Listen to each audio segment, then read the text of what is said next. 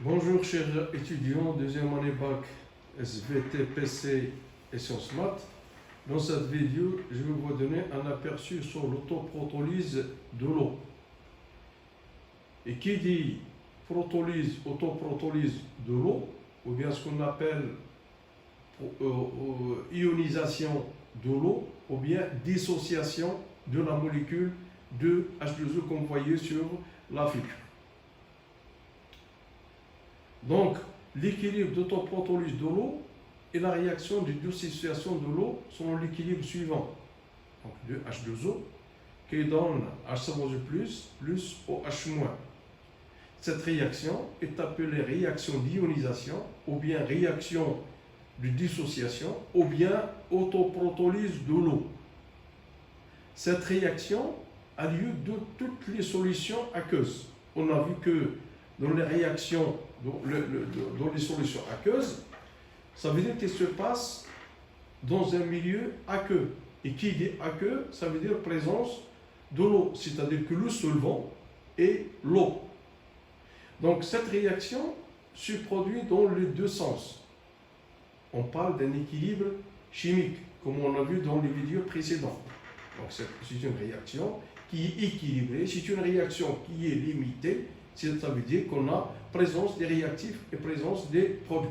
Donc, dans ce cas-là, que de H2O, elle va donner H3O+, et OH-.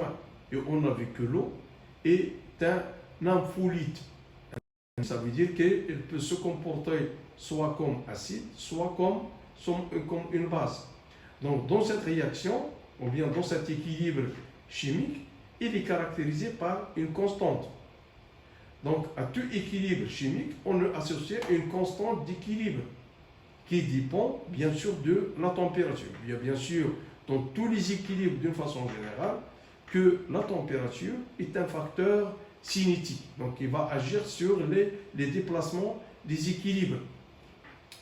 Donc, à 25 degrés, cette constante d'équilibre vaut que la concentration de H3O+ est égale à la concentration de H- est égale à KE. Et c'est ce qu'on appelle le produit ionique de l'eau. KE est appelé produit ionique de l'eau. On remarque qu'elle s'exprime sans unité. Donc KE est égal à 10 moins 14. Le produit ionique, il varie en fonction de la température, puisqu'on a dit que la température est une grandeur thermodynamique qui agit sur l'équilibre. C'est un facteur cinétique.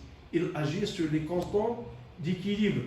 Donc, de là, on peut déduire que les réactions endothermiques et exothermiques qu'on a vues dans les précédents vidéos. Le produit ionique de l'eau varie avec la température. Si la température augmente, le KE augmente. Ça veut dire que l'équilibre, il va se déplacer dans le sens 1, c'est-à-dire dans le sens de la dissociation de l'eau pour la formation de H3O+ et OH-. On définit que pKe est égal à moins log de KE. Connaissant le pH de la solution, on peut déterminer la concentration de H3O+. Et on sait que dans le chapitre de calcul du pH, que la concentration de H3O+ est égale à 10 moins pH. Et connaissant la concentration de H3O+, et connaissant le KE à une température donnée, puisqu'on a dit que KE, il varie avec la température. KE est égal à la concentration de H3O+, fois la concentration de OH-. Donc, je remplace la concentration de H3O+ par 10 moins pH, fois la concentration de OH-. Donc, ce qui donne que le OH- est égal à KE sur 10 moins pH. Et comme ça, on a déterminé le produit ionique, on a déterminé la concentration de H3O+ connaissant le pH, et on peut déterminer la concentration de OH-. Et merci de votre attention.